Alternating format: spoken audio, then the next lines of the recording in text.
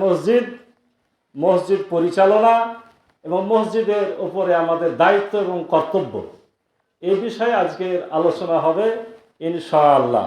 আমা তৌফিকি ইল্লা বিল্লাহ। তার পূর্বে যেহেতু এটা জুমা মসজিদে আমরা একত্রিত হয়েছি এবং প্রথমে যে আয়াত আমি তেলাওয়াত করেছি সেটা সূরা জুমা। সূরা জুমার শেষ 2 বা 3টা আয়াত তেলাওয়াত করেছি, তার অর্থটা আপনাদের সম্মুখে বলতে চাই। যাদের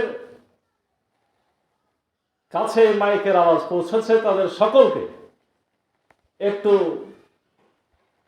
মনটা সচেতন করে এই মাইকের দিকে একটু খেয়াল করার জন্য অনুরোধ করছি।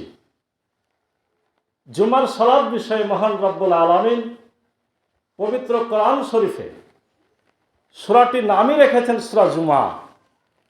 এই জুমার আয়াতে বলছেন, ইয়া আইয়ুহাল্লাযীনা আমানু, হে ইমানদারগণ, ইযা নুদিয়া লিস-সালাতি মিন ইয়াউমিল জুমআ, যখন তোমাদেরকে জুমার সালাতের জন্য ডাকা হয়, যখন তোমাদেরকে জুমার সালাতের জন্য ডাকা হয়। কিভাবে ডাকা হয়?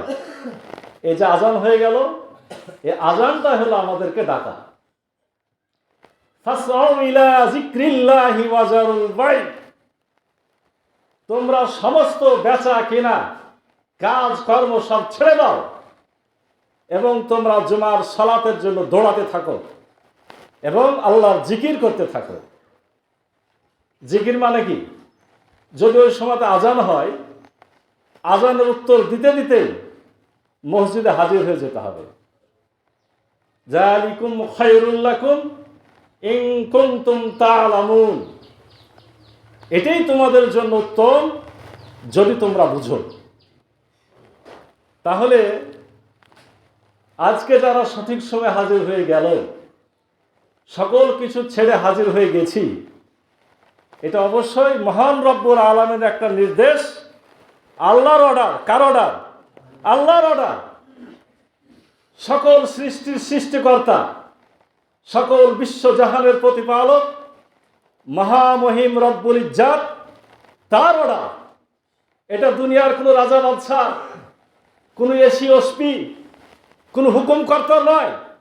সকল হুকুমকর্তাকে তিনি সৃষ্টি করেছেন সেই মহামহিম হুকুমকর্তার অর্ডার। তাহলে যারা আসতে পেরেছি তারা আরো একবার মহব্বতের সাথে পড়ছি আলহামদুলিল্লাহ।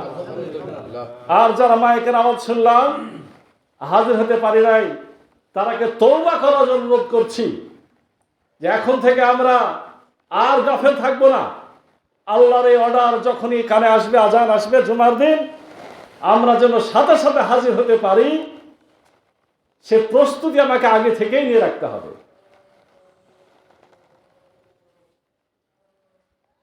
ফাইজা কুজিয়াতিস সালাতু ফান্তাসিরু ফিল আরদ, আল্লাহ খুব কঠিন করেন নাই। এরপর আল্লাহ বলছেন যে যদি তোমাদের সালাত শেষ হয়ে যায়, সালাতে আসলে তারপর সালাতটা শেষ হয়ে গেল, তাহলে কি করো? ফান্তাসিরু ফিল আরদ, আবার জমিনে ছড়ায় পড়ো। অবতাগু মিন ফাজলিল্লাহ, আবার তোমাদের কাজ কাম আবার করা শুরু করো। আযকুরুল্লাহ, এবং তোমরা আবার আল্লাহকে বেশি বেশি স্মরণ করো। আযকুরুল্লাহ কাসীরান লাআল্লাকুম তুফলিহুন, এবং তোমরা আবার আল্লাহকে স্মরণ করো, তাহলে তোমরা কি হয়ে যাবে? সফল কাম হয়ে যাবে। ওয়াইজা রাও তিজারাতান আলাহ আওলাহ, ওয়াইজা রাও তিজারাতান আওলাহ আলিল ফাদু ইলাইহা ওয়া তারাকুকা কায়িমা কুলনা ইনদাল্লাহি খায়রুম মিনাল লাহবি ওয়া মিনাত তিজারা আল্লাহু খায়রুর রাযিকিন। যখন আজান হয়ে যায়, খেলাধুলা, ব্যবসা বাণিজ্য সকল কিছু তোমাদের ছেড়ে দিতে হবে। মহান রব্বুল আলামিনের অর্ডার আমাদেরকে দিয়েছেন। এই আয়াতগুলি খেয়াল করবেন। প্রায় খুতবাতে, বিশেষ করে যারা সহি জানাত, কোরআন হাদিসের সহি বুঝের আমল করে, এই আয়াতগুলি দেখবেন খুতবার মধ্যে আরবিতে বলা হয়, কিন্তু এই আয়াতগুলির অর্থ আমাদের অনেকে জানা না থাকার কারণে এর মর্ম অর্থ আমরা বুঝি না। আসুন আমি প্রথম একটা আমলের নির্দেশ আপনাদের শুনিয়ে দিলাম। এই শিক্ষা যাতে আমরা কমপক্ষে যারা হাজির আছি তারা তো আমল করবই, আমরা অন্য ভাইদেরকে বলবো যে জুমার দিনের জন্য আল্লাহর একটা বিশেষ অর্ডার আছে। জুমার ডাক পড়ে গেলে সকল কাজ হারাম হয়ে যায়, নিষেধ হয়ে যায়। কি আমরা সকলে আমলটা করতে প্রস্তুত আছি তো? ইনশাআল্লাহ, আলহামদুলিল্লাহ। আমি যে কথাটি বলতে চাচ্ছিলাম যে মসজিদ মুমিনদের আস্তানা, মসজিদে যাতায়াত ইমানের প্রমাণ। আলহামদুলিল্লাহ, মসজিদ আমাদের এখানে ছিল না, দূরে ছিল, আমাদের আসতে অনেকের অসুবিধা হতো, যেতে অসুবিধা হতো। আজকে এটাও আমাদের সৌভাগ্য, এখানে জুমা মসজিদ হয়েছে। এই জুমা মসজিদে যাতায়াত আমাদের জন্য আরো বেশি সুযোগ হয়ে গেছে, সুবিধা হয়ে গেছে। ওয়াক্তের মসজিদের সলাতের নেকি আর জুমার মসজিদের সলাতের নেকি তো অবশ্যই কি আছে, পার্থক্য আছে। যারা অক্লান্ত পরিশ্রম করে অনেক খাটাখাটনি করে মসজিদটি তৈরি করেছেন, যিনি সর্বপ্রথম সেই 100 বছর আগে এই মসজিদটি দান করেছেন, জায়গাটি দান করেছেন, সকলের কাছে আমরা খাস দিলে, রহম দিলে, মনের আকুতির সাথে আল্লাহর কাছে দোয়া করি আল্লাহ রাব্বুল আলামিন যেন সকলকে যা যায় খায়ের দান করেন। সকলে বলি আল্লাহুম্মা আমিন। যারা এখন পর্যন্ত পরিশ্রম করছি, যারা অর্থ দান করছি, যারা মসজিদের সাথে লেগে আছি, মসজিদের উন্নতির চেষ্টা করছি, তাদের সকলের পরিশ্রম যেন মহান রব্বুল আলামিন কবুল করেন। সকলে বলি আল্লাহুম্মা আমিন। আল্লাহ রাসূল হযরত মুহাম্মদ সাল্লাল্লাহু আলাইহি সাল্লাম তিরমিজি শরীফের একটি হাসান উত্তম হাদিসে বলছেন, যখন তোমরা কাউকে দেখবে যে সে নিয়মিত মসজিদে যায়, তখন তোমরা কি বলো? তোমরা তাকে তার ব্যাপারে ঈমানের সাক্ষ্য দান করো। মসজিদে যে ব্যক্তি 5 ওয়াক্ত যাতায়াত করবে, আমাদের সমাজে এমন খারাপ হয়েছে বেশিরভাগ বেনামাজি, মানে বেনামাজিদের দলটা বড় আর নামাজিদের দলটা ছোট। এই জন্য বেনামাজিরা নামাজিদেরকে নিয়ে ঠাট্টা মশকরা করে, তাদের ভুলগুলা বেশি ধরে, নিজে ভুলটা একটু খেয়ালও আসে না। অথচ আল্লাহ রাসূল সাল্লাল্লাহু আলাইহি ওয়াসাল্লাম হাদিসে কি বললেন? যে ব্যক্তিটি মসজিদে নিয়মিত যাতায়াত শুরু করলো, তোমরা নির্দ্বিধায় সাক্ষ্য দান করো যে সে হলো ঈমানদার। লা ইউমিনু বাইনাল আবদি ওয়া বাইনাল কুফরি তারকুস সালাহ। রাসূল সাল্লাল্লাহু আলাইহি ওয়াসাল্লাম বলছেন, ঈমানদার আর বেঈমান এর মধ্যে পার্থক্য হলো সালাত। তাহলে যে আসবে মসজিদে তাকে আমরা ঈমানদার বলবো, আর যে আসবে না তাকে কি বলবো এটা আমি আর বললাম না। হাদিসের আরবি একটু শব্দ যাদের মনে আছে একটু চিন্তা করতে হবে। সকল কথা বলে ফেললে স্পষ্টভাবে এই নিয়ে অনেক কথা হবে। রাসূল সাল্লাল্লাহু আলাইহি ওয়াসাল্লাম বলছেন, বাইনাল আবদি ওয়া বাইনাল কুফরি তারকুস সালাহ। কাফের আর মুসলমানের মধ্যে পার্থক্য হলো সালাত। আর ব্যাখ্যা দরকার আছে? মান তারাকা সালাতা মুতাআম্মিদান ফাকাদ কাফারা। রাসূল সাল্লাল্লাহু আলাইহি ওয়াসাল্লাম বলছেন, যে ব্যক্তি ইচ্ছাকৃতভাবে সালাত ছেড়ে দেয় সে কাফের হয়ে যায়।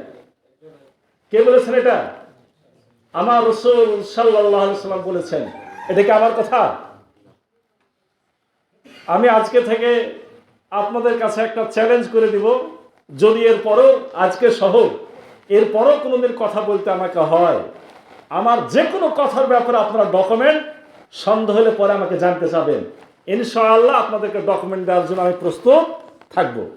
কোনো কথা বানোয়াটিভাবে বলার ইচ্ছা আমার নাই। যা বলবো কোরআন এবং হাদিসের ভিত্তিতে বলবো।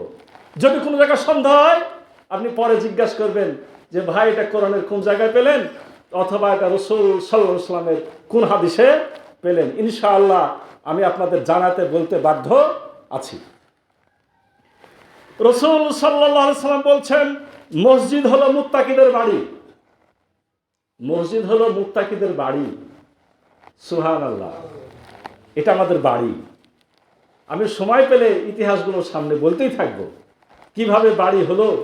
রাসূল আগে নিজের বাড়ি করেছেন না আগে মসজিদ করেছেন, এই কথাগুলি সব আজকে প্রস্তুত আছে, সময় সাপেক্ষে ইনশাআল্লাহ আপনাদেরকে বলার চেষ্টা করব। আল্লাহ রাসূল সাল্লাল্লাহু আলাইহি ওয়াসাল্লামের হাদিসটি হলো এই, মসজিদ হলো সকল নেককার মুত্তাকি মানুষের বাড়ি। যে ব্যক্তি মসজিদকে নিজের বাড়ি বানিয়ে নেবে, আল্লাহ তার জন্য দায়িত্ব নিয়েছেন যে তাকে প্রশান্তি দান করবেন, তাকে রহমত দান করবেন এবং পুলসিরাত অতিক্রম করিয়ে তার সন্তুষ্টি ও জান্নাতে নিয়ে যাবেন। সুবহানাল্লাহ। আমরা তো বাড়ি জানি নিজের ঘরটাকে, তাই কি না? মানে এই ঘরটার উপর এমন মহব্বত হবে যে এটা আমার আর একটা বাড়ি, এত বেশি যাতায়াত হবে। তাহলে মহান রব্বুল আলামিন আমাদের উপর রহমত নাজিল করবেন। যে পুলসিরাত পারের ব্যাপারে আমি বলি, আল্লাহ রাসূল বলেন ওই সময়তে কেউ কারোর দিকে তাকায় না, নিজের আমল নিয়ে পার হইতে হয়। সেই পুলসিরাত আল্লাহ পার করাই দিবেন। আল্লাহ যদি পার করায় দেন আর কোনো চিন্তা আছে? সব থেকে বড় কথা, তার সন্তুষ্টি তিনি দান করবেন এবং তাকে জান্নাতে নিয়ে যাবেন। সুবহানাল্লাহ। আল্লাহ সন্তুষ্ট হয়ে গেলে আর কিছু দরকার আছে? আর কিছু দরকার নাই, এবং তিনি আমাদেরকে জান্নাতে নিয়ে যাবেন। রাসূল সাল্লাল্লাহু আলাইহি সাল্লাম ইবনে মাজাহ শরীফের সহিহ হাদিসে বলছেন, সালাত এবং জিকিরের জন্য যারা মসজিদকে নিজেদের বাড়ি বানিয়ে নেয়, আল্লাহ রাব্বুল আলামিন হাসি মুখে তাদেরকে অভ্যর্থনা জানাবেন। সুবহানাল্লাহ। এই হাদিসটির বিস্তারিত কথা হলো এই, আল্লাহ রাসূল সাল্লাল্লাহু আলাইহি সাল্লাম বলছেন, কোন প্রবাসী, মানে একটা মানুষ বিদেশে অনেকদিন ছিল, একটা মানুষ অনেকদিন বিদেশে ছিল বা অনেকদিন বাড়ির বাইরে কোথাও ছিল, অনেকদিন পর যখন সেই ব্যক্তিটি বাড়িতে ফিরে, তখন বাড়ির মধ্যে একটা আনন্দের আমেজ, একটা প্রস্তুতি, একটা শোরগোল, তাকে অভ্যর্থনা, তাকে দেখার আকুতি, আকাঙ্ক্ষা পরিবারের সকলের মধ্যে বিরাজ করে। করে কি করে না? আল্লাহ রাসূল সাল্লাল্লাহু আলাইহি সাল্লাম ইবনে মাজাহ শরীফের সহিহ হাদিসটিতে বলছেন, মহান রব্বুল আলামিন যে ব্যক্তিটি সালাত এবং জিকিরের জন্য, তাহলে বাড়ি এটা ঠিক আছে, কিন্তু এই জায়গাটা সেই বাড়ি না। আপনি এখানে ঘুমাবেন, আনন্দ করবেন, সেই বাড়ি না। এই বাড়ি হবে সালাত এবং আল্লাহর জিকিরের জন্য। যদি এটা ভাবে গ্রহণ করি, তাহলে মহান রব্বুল আলামিন ওইভাবে একজন অনেক দিন পরে বাড়ির বাইরে থেকে ওই বাড়ির কর্তা যখন বাড়িতে ফিরে মানুষেরা যেভাবে অভ্যর্থনা জানায়, আমার মহান রব্বুল আলামিন সেভাবে ওই ব্যক্তিটিকে, যে মসজিদে জিকির এবং সালাতের জন্য বাড়ি বানিয়েছে, যখন একবার সালাত ছেড়ে বাইরে যায় আবার পুনরায় ফিরে আসে, তখন মহান রব্বুল আলামিন সেইভাবে তাকে অভ্যর্থনা জানান। কি পাঁচ ওয়াক্ত সালাত যারা এখনো পড়ি না, তাদেরকে পড়তে ইচ্ছা হচ্ছে নাকি? কি পাঁচ ওয়াক্ত সালাত ছাড়া থাকা যাবে? আল্লাহ যদি খুশি হয়ে যায়, আল্লাহ যদি পুলসিরাত পার করায়, আল্লাহ যদি অভ্যর্থনা জানায়, এর চাইতে বড় কিছু আছে? দুনিয়ার প্রধানমন্ত্রী, প্রেসিডেন্ট, আমেরিকার প্রেসিডেন্ট, আর যেই বলেন না কেন, আমার আল্লাহ কি তাদের চাইতে ছোট নাকি? নাউজুবিল্লাহি মিন যালিক। মহান রব্বুল আলামিনের শক্তির কাছে, মহান রব্বুল আলামিনের ক্ষমতার কাছে এগুলার কোনোই মূল্য নাই। কিয়ামতের মাঠে মহান রব্বুল আলামিন এই সাত আসমান এবং সাত জমিনকে এক হাতের মধ্যে পেঁচে রাখবেন। পেঁচে রেখে কথায় বলবেন, ওই দুনিয়ার জালেম বাদশারা, তোমরা আজ কোথায়? কেন বলবেন জানেন? কারণ দুনিয়ার রাজা বাদশারা বেশিরভাগ ক্ষেত্রে আল্লাহকে ভুলে যে অন্য মানুষদের উপর জুলুম করে, অত্যাচার করে, শোষণ করে, তাদের দাপট দেখায়, গর্ব দেখায়। আল্লাহ সেদিন বলবেন যে তোদের দাপট গর্বের কোনো মূল্য নাই, তোরা আজ কোথায়? আমার সামনে তোরা দাঁড়া। কেউ কি দাঁড়ানোর সাহস পাবে? আপনারা তো জানেন কিয়ামতের মাঠে নবী রাসূলদের কি অবস্থা হবে।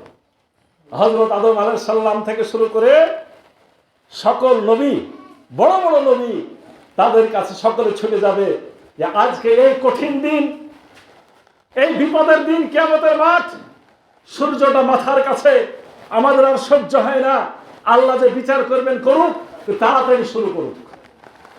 কিন্তু সেদিন স্বয়ং নবী রাসূলগণ আল্লাহ রাব্বুল আলামিনের সামনে আসার কোনো সাহস পাবে না। শুধুমাত্র একজন মানুষ, তিনি হলেন আমাদের নবী হযরত মুহাম্মদ সাল্লাল্লাহু আলাইহি ওয়াসাল্লাম। তিনি আসবেন, এসে আবার বলবেন না হে আল্লাহ তুমি বিচার শুরু করো, তাও বলবেন না। আমার রাসূল সাল্লাল্লাহু আলাইহি ওয়াসাল্লাম বলছেন, আমি সেদিন মহান রব্বুল আলামিন যে কুরসিতে বসা থাকবেন আরশের উপরে, সেই কুরসির নিচে, আরশের নিচে আমি সিজদা দিয়ে পড়ে যাব। কত বছর সিজদায় থাকবো, কতদিন তাকে ডাকবো, কি বলে ডাকবো, এগুলো আমার কিছুই এখন জানা নাই। অনেক বছর পরে আমার আল্লাহ বলবেন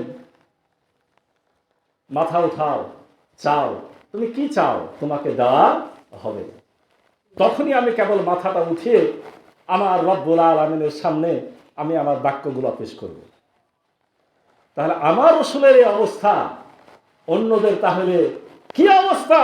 আর যারা আল্লাহর নাফরমান তারা তো সেদিন কীট পতঙ্গের মতো, জঘন্য খড়কুটার মতো তারা ত্রাহি ত্রাহি করে ছুটে বেড়াবে। তাদের তো কথা বলার কোনো সুযোগই নাই, সাহসী নাই। মহান রব্বুল আলামিন বলছেন, নিজের বাড়ি হিসেবে আমার রাসূলের মাধ্যমে আল্লাহ জানিয়ে দিয়েছেন আমার বান্দারা যেন তাহলে কি করে, মসজিদকে নিজের বাড়ি বানিয়ে নেয়। এখান থেকে কয়েকটি কথা বলুন তো, তাহলে নিজের বাড়ি নিয়ে কেউ কি কারোর সাথে শত্রুতা করে?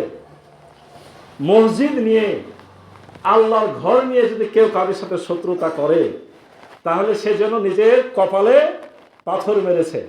কারণ নিজের বাড়ি নিয়ে সে কি করছে, শত্রুতা করছে। নিজের বাড়ির কেউ কি ক্ষতি করে? এই যে একটা মসজিদ হয়ে গেছে, কেউ যদি এটা ক্ষতি করার চেষ্টা করে তাহলে কি হবে বলুন? তাহলে সে যেন নিজের কপালে আঘাত করে নিজেরই ক্ষতি করছে। নিজের বাড়ি কি পরে নির্মাণ করে দেয়? এক বাড়ি থেকে কয়েকটি কথা। নিজের বাড়ি কি অন্য কেউ নির্মাণ করে দেয় না, নিজেকেই করতে হয়। এই যে আমরা মসজিদে একত্রিত হয়েছি, যারা এই মসজিদের মুসল্লি বলে দাবি করছি, এলাকার প্রতিবেশী, এলাকাতে বসবাস করি, প্রথম দায়িত্বটাই আমাদের ঘর আমাদেরকেই করতে হবে। অন্যদিকে তাকানোর কথা পরে। সওয়াল মানে চাইতে যাওয়া, এটা ছোট কাজ, এটা বড় কাজ না। প্রথম দায়িত্ব হলো আমার ঘর আমি নির্মাণ করে নিব। এরকম মানসিকতা কেউ যদি পোষণ করে, আমরা যদি সবাই পোষণ করি, আমাদের মসজিদটি নির্মাণ মানে এই যে খুব দুঃখজনক, আমাদের অ্যাকচুয়ালি প্রথম জুমা থেকেই আমাদের মা বোনদেরকে নিয়ে জুমা চালু করার কথা ছিল। কেন পারিনি আমরা বলেন? আমাদের মসজিদের জায়গা বড় করতে পারি নাই, আমাদের অর্থ করি আরো অনেক, এই টিনেরই হোক না কেন তারও অভাব পড়েছে, তাই কি না? আজকে থেকে আপনাদের কাছে বিনীত অনুরোধ করব, এই বিষয়টা আমরা যেন এখন থেকে খুব নিজে নিজে সচেতনতার সাথে চিন্তা ভাবনা করি, এবং কিভাবে আমার বাড়িকে সুন্দর করা যায়, কিভাবে বাড়িকে বড় করা যায়, এই পরিবারের সদস্যরা সবাই ঠিকভাবে বাড়িতে বসবাস করতে পারে, মানে সকল মুসল্লি, পুরুষ হোক মহিলা হোক, সকলে জায়গা পেতে পারে, সেই চিন্তা আমাদের প্রত্যেককে অবশ্যই করতে হবে। বাড়ির ভালো মন্দ আমাকেই দেখতে হবে, পরের মানুষ দেখে দিবে না। বাড়ির পরিষ্কার পরিচ্ছন্ন আমাকেই করতে হবে। সবাই যদি বলে এটা আমার ঘর, আমার বাড়ি, মসজিদে কে ঝাড় দিবে, কে খড়কুটা তুলবে, এই চিন্তা থাকবে, সবাই তো সে নিজে নিজে কাজ করবে, কাউকে বলার সুযোগই পাবে না আমার ঘর নোংরা, আমাকে কি করতে হবে, ঠিক করতে হবে। এই প্রত্যেকটা বিষয় কিন্তু রাসূলুল্লাহ সাল্লাল্লাহু আলাইহি সাল্লামের দিক নির্দেশনা আছে। 1 নম্বর হাদিসটি শুনুন, মসজিদে ঠিকমতো আসতে হবে, এই বিষয়ে মহান রব্বুল আলামিন আমার রাসূল সাল্লাল্লাহু আলাইহি সাল্লামকে জানিয়ে দিয়েছেন। আমার রাসূল হযরত মুহাম্মদ সাল্লাল্লাহু আলাইহি সাল্লাম বিখ্যাত একটি হাদিস বলেছেন যে 7 শ্রেণীর লোক আল্লাহর আরশের নিচে ছায়া পাবে। ওই যে কিয়ামতের ভয়াবহ দিনের কথা বললাম, এই দিন শুধুমাত্র 7 শ্রেণীর লোক কি পাবে, আল্লাহ রাব্বুল আলামিনের আরশের নিচে ছায়া পাবে। তখন কোনো ছায়া কিন্তু আর অন্য কোনো ছায়া থাকবে না, শুধুমাত্র আল্লাহর আরশের ছায়া থাকবে। হাদিসটি হলো সাবুতু ইজিল্লুহুম ইল্লা ফি জিল্লিহি ইয়াউমাল কিয়ামা। যেদিন কোনো ছায়া থাকবে না, শুধুমাত্র আল্লাহর আরশের ছায়া ছাড়া, সেদিন 7 শ্রেণীর লোক আল্লাহর আরশের ওই ছায়াতে স্থান পাবে। 1 নম্বর কি? ইমামুন আদিলুন। এগুলো ব্যাখ্যা করছেন, আমি আমার মূল জায়গায় যাব। 1 নম্বর হল ইমামুন আদিলুন, ন্যায় বিচারক শাসক। দ্বিতীয় হলো সাব্বুন নাসা ফি ইবাদাতিল্লাহ, ওই যুবকের দল যারা তাদের যৌবনটা ইবাদতে পার করে। আলহামদুলিল্লাহ, আমাদের মসজিদেরও সৌভাগ্য যেখানে যুবকদের সংখ্যাটাই কি বেশি। আর যৌবনটা যদি ইবাদতে পার হয়, তাহলে কোথায় জায়গা পাওয়া যাবে? আল্লাহর আরশের নিচে ছায়া পাওয়া যাবে। 3 নম্বর যেটা আপনাদের বলতে চেয়েছি, রাজুলুন কালবুহু মুআল্লাকুন ফি মাসাজিদিল্লাহ। তৃতীয়ত আশ্রয় পাবে আল্লাহর আরশের নিচে ওই ব্যক্তিগণ যাদের অন্তরটা মসজিদের সাথে লটকানো থাকে। মসজিদের সাথে শিকল দিয়ে যেন বাঁধা থাকে। এর অর্থ কি? মানে আপনি কুয়াতে যখন কিছু তুলেন, শিকল বেঁধে পানি তোলা হয়, বা শিকল দিয়ে অনেক কাজ করা হয়। ওকে পানির তলে থেকে যায় না, ওকে একবার তোলা হয় আবার নামানো হয়, আবার তোলা হয় আবার নামানো হয়।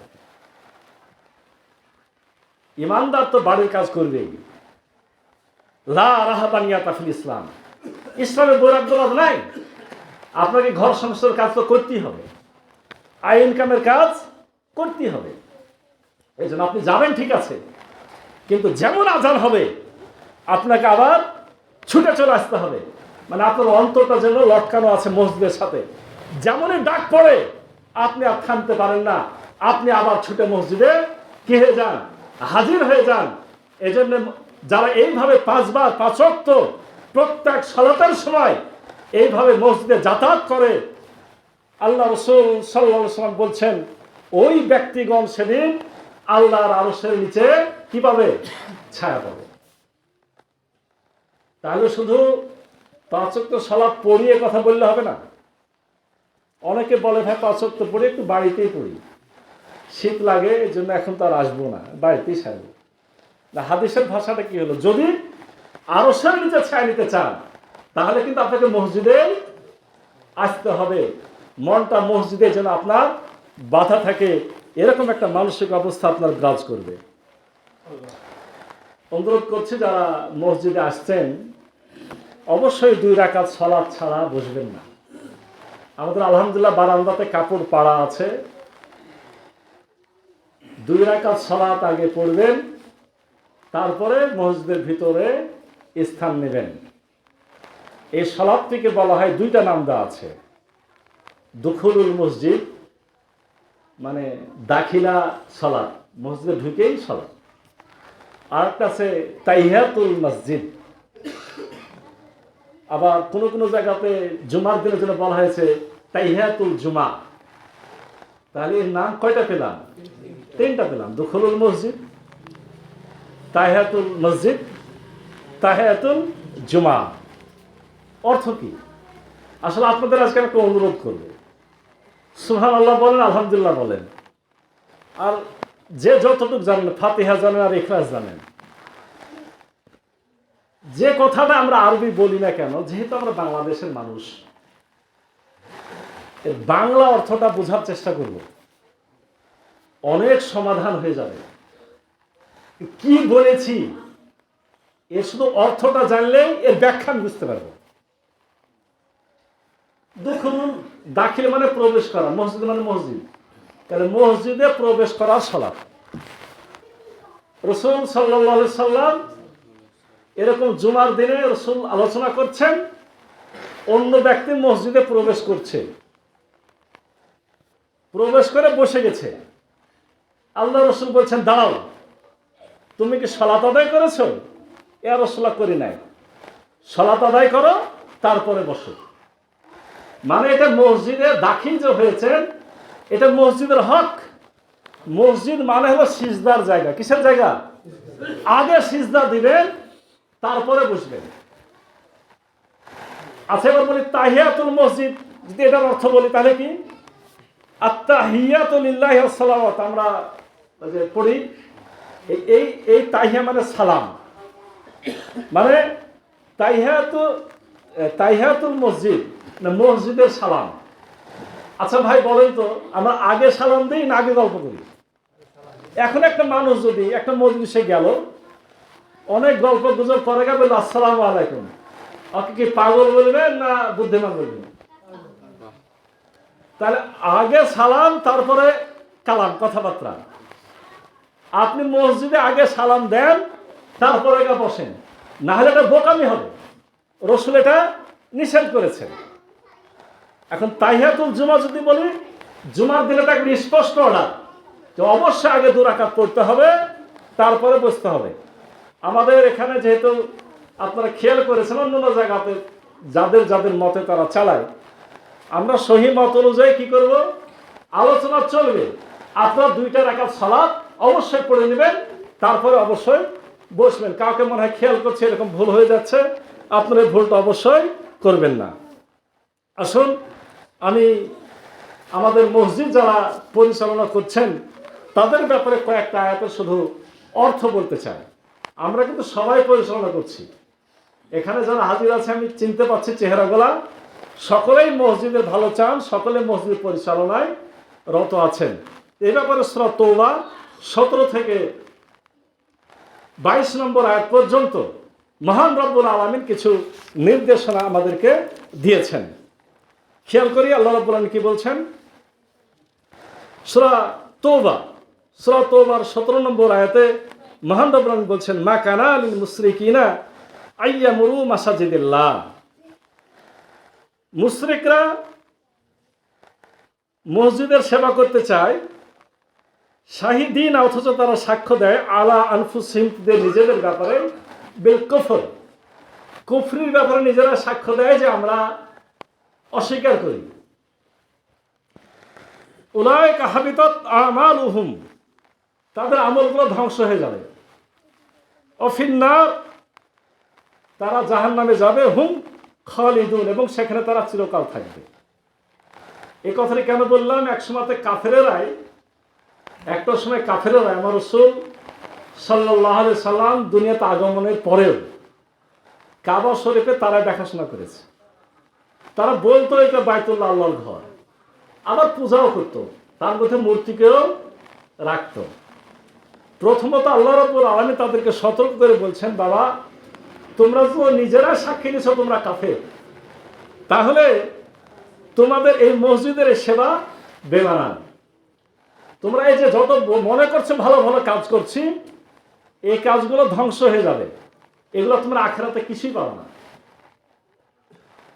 আমি এই কথাটি এজন্য বলছি যে আলহামদুলিল্লাহ যারা আমরা মসজিদের সাথে একবার জড়িত হয়ে গেছি, ভুল ভ্রান্তি সকলেরই হয়। যখন একবার মসজিদের খাদেম বলে নিজেকে পরিচয় দেওয়া শুরু করেছি, আমাদের কাম হলো কোনো ধরনের কুফরি, শিরকি, বেদাতি কাজ আমাদের মধ্যে যাতে না থাকে, তাহলে কিন্তু এত কষ্টের পর আমল ধ্বংস হয়ে যেতে পারে। 17 নম্বর আয়াত। 18 নম্বর আয়াত কি? মহান রব্বুল আলামিন, শুধু অর্থগুলো বলছি, সবাই শিক্ষিত মানুষ আশা করি বুঝে নেবেন। মহান রব্বুল আলামিন 18 নম্বর আয়াতে বলছেন, ইন্নামা ইয়ামুরু মাসাজিদিল্লাহ মান আমানা বিল্লাহ, মসজিদের খেদমত করবে তারা যারা কি আল্লাহর উপরে ঈমান এনেছে, ওয়াল ইয়াউমিল আখির, এবং আখিরাতের উপরে বিশ্বাস রেখেছে। ফাআসা ওয়াকামাস সালাহ, যারা সালাত কায়েম করেছে, ওয়াতাজ যাকাত, যারা যাকাত আদায় করেছে। মসজিদের সেবা যারা করতে চায় তাদের 4টা গুণ আগে লাগবে। খাঁটি ইমানদার হতে হবে, আখিরাতের উপর পুরো বিশ্বাস থাকা লাগবে। 5 ওয়াক্ত সালাত শুধু আদায় করবে না, সালাতের মধ্যে যা যা শিক্ষা আছে সে শিক্ষাগুলো বাস্তবায়ন করবে। যদি যাকাত ফরজ হয়ে থাকে যাকাতটাও দিবে, তাহলে কি হবে? ফাসা উলাইকা ইয়াকুনু মিনাল মুহতাদিন, আশা করা যায় তাহলে তারা হেদায়েত পাবে। তার মানে কাজ করছি ঠিক আছে, এই গুণগুলো যদি থাকে তাহলেই আমরা হেদায়েত পাবো, এছাড়া কিন্তু আমরা হেদায়েত পাবো না। 19 নম্বর আয়াতে আল্লাহ রাব্বুল আলামিন কি বলছে শুনুন। আজআলতুম সিকায়াতাল হাজ্জা ওয়া ইমারাতাল মাসাজিদিল হারাম। ওই সময়ে তারা কি করত? হাজিদেরকে পানীয় পান করাতো। কারা? ওই মক্কার যারা আমাদের আদি মসজিদ কাবা, তারা হাজিদেরকে পানি পান করাতো, হাজিদেরকে সেবা শুশ্রূষা করত, মসজিদে হারামের দেখাশোনা করত। কামান আমানা বিল্লাহি ওয়াল ইয়াউমিল আখির,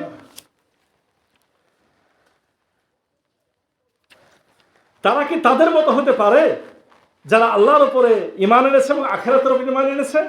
ওয়া জাহাদা ফি সাবিলিল্লাহ, এবং নিজেদেরকে ইসলামের ওপর রাখার জন্যে যাবতীয় চেষ্টা সাধনা করে।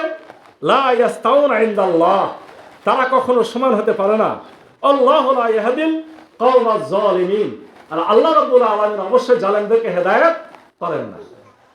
তাহলে দেখুন যে তারা হাজিদের পানি পান করাতো, তারা কাবা শরীফের মুতাআল্লিগিরি করত, কিন্তু তারা ঈমান আনে নাই, আখিরাতে বিশ্বাস করে নাই, ইসলামকে সকল স্তরে প্রতিষ্ঠিত করার জন্য কাজ করে নাই।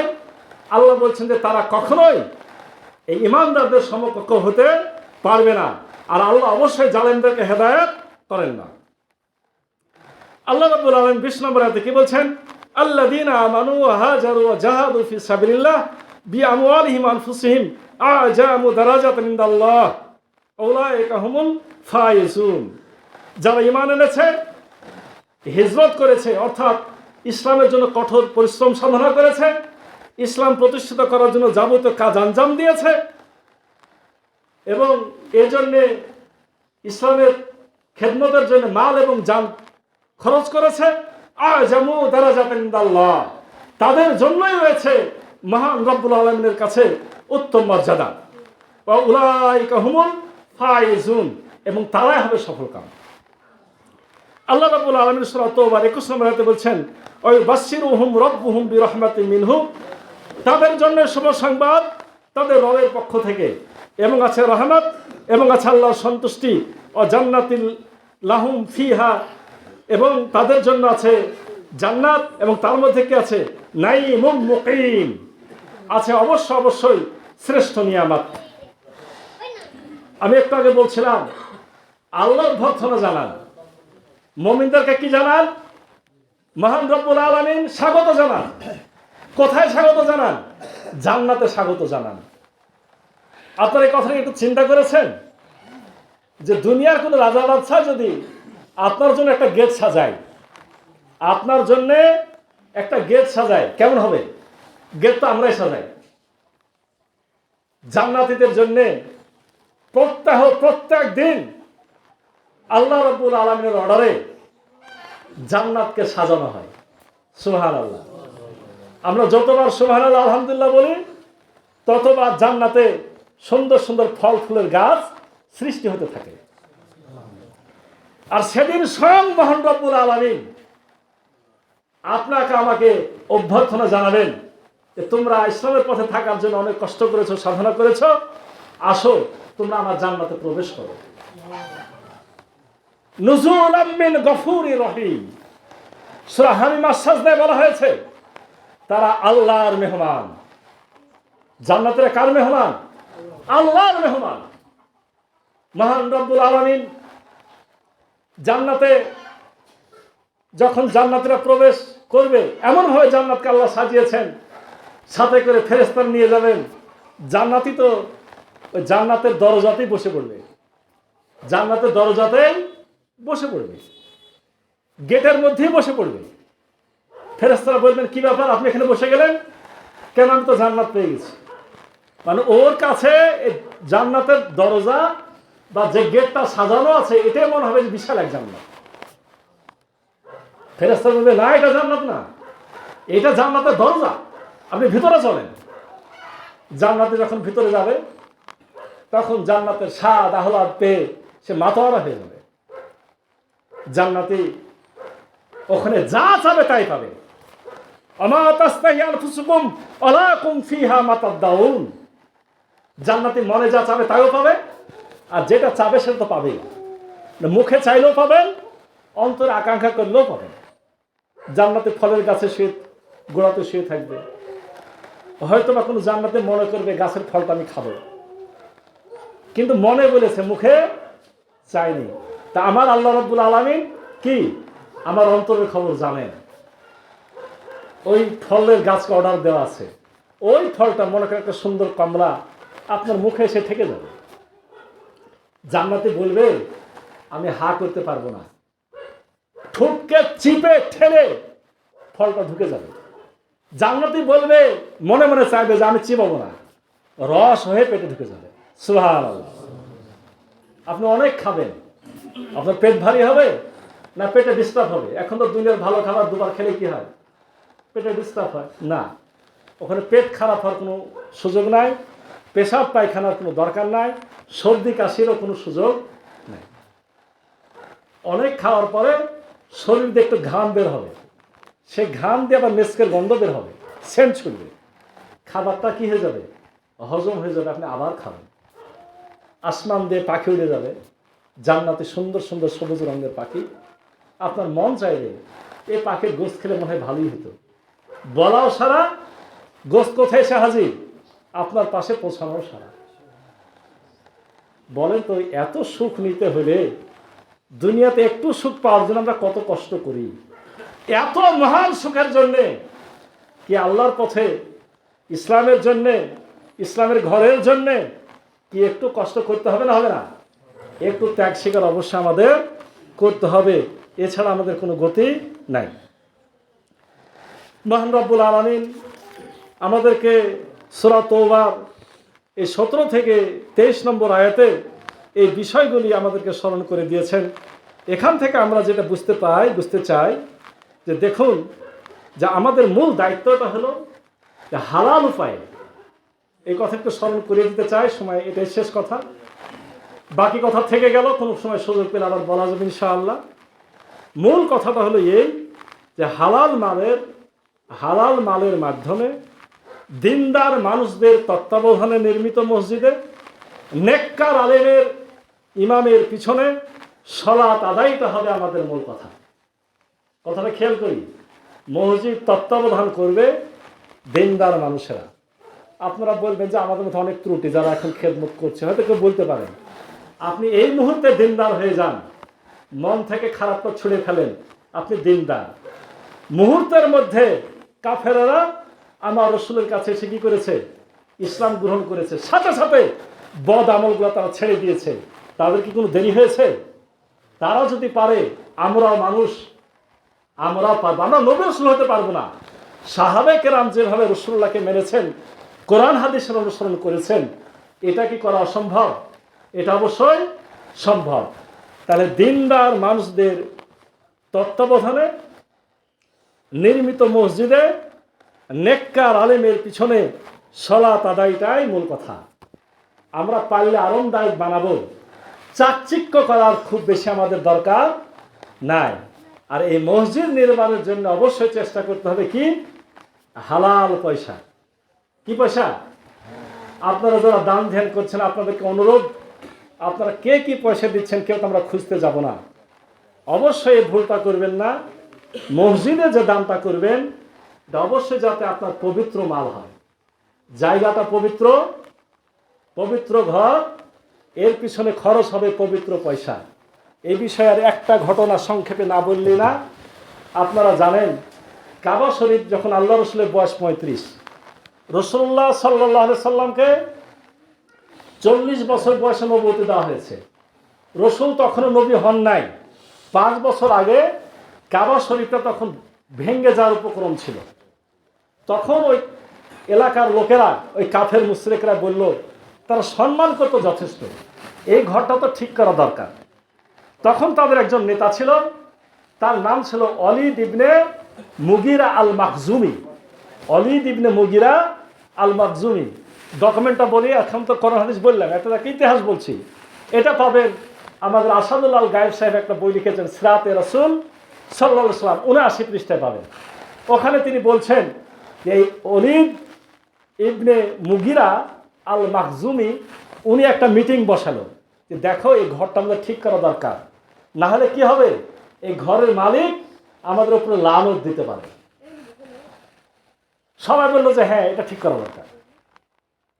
দেখুন ওরা কিন্তু একেবারে খারাপ মানুষ ছিল, যত রকমের পাপ কাজ তারা করত।